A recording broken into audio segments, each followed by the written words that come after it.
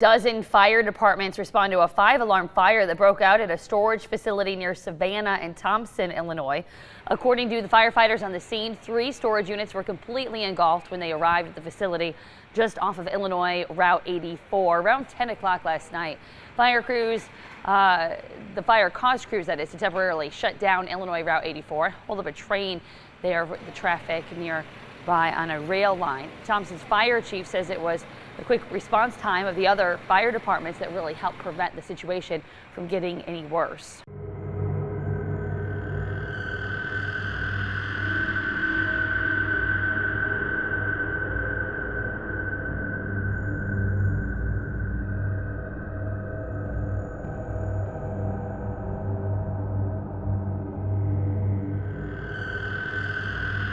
The first prison for the state of Michigan was built in 1838, located in Jackson.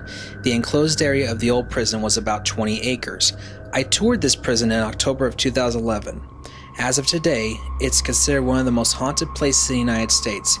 After the prison was shut down in the mid-1930s, all the cells were taken out and the building was converted over to an art studio and apartment complex.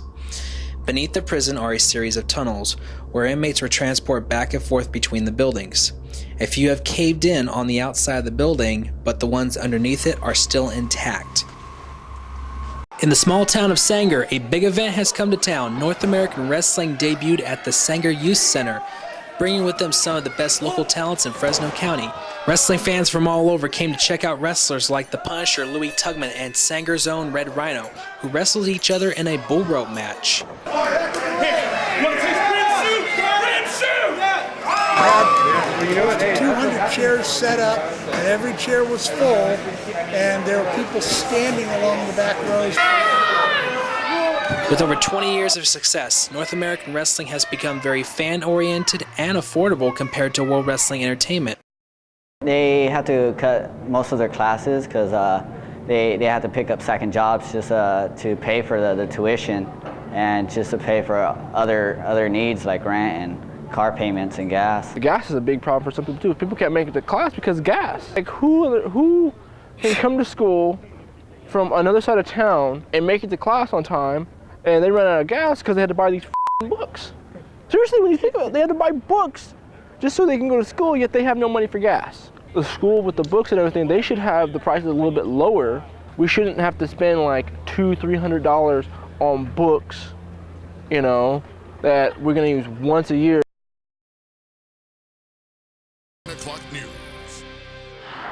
One of the busiest stretches of road in the Quad Cities has been closed for months, but tonight, as it's finally on the verge of reopening, neighbors say they won't believe it until it happens. When the school board's sending stuff home, superintendent's sending mail home like this, it's not a good sign. Some Quad City parents concerned after news that their child's school is getting a failing grade, and to make matters worse, that they may not be able to do anything about it. Good evening, everybody. I'm Matt Hamill. Thank you for joining.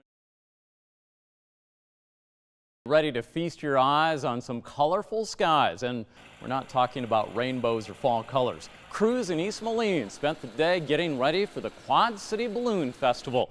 The event raises money and collects food donations for the Riverbend Food Bank. And if you want a view from above, you can even donate $15 to take a tethered ride in a Gentle Giant. Teachers and their students in the Quad Cities receiving a lot of praise tonight. It's the 27th year for the Student Hunger Drive. The 6-week challenge kicked off this evening with skits and pizza. Over the next month and a half, the kids will collect food to stock pantry shelves all around the Quad City area. This is our largest food drive that we do all year. It brings in about 9% of our total distribution. So it's a significant portion of the food that we can solicit here locally. Over the years, students have collected more than 13.5 million pounds of food. That adds up to more than $25 million in donations. Riverbend Food Bank makes sure it goes to families in need in 20 Iowa and Illinois counties. Democratic National Convention is in full swing. The keynote speaker is First Lady Michelle Obama. The president will speak on Thursday after receiving his party's presidential nomination. In the Quad Cities, campaign workers are keeping busy with preparations for the upcoming election. They expect the speeches at the convention to deliver a very clear message about the country. Scott County deputies say 22-year-old Matthew Varner of Comanche was traveling southbound this afternoon on Highway 67 when he lost control of his truck, causing a rollover. Authorities say he lost control because of speeding and he was weaving in and out of traffic. Firefighters had to come help free the man from his truck.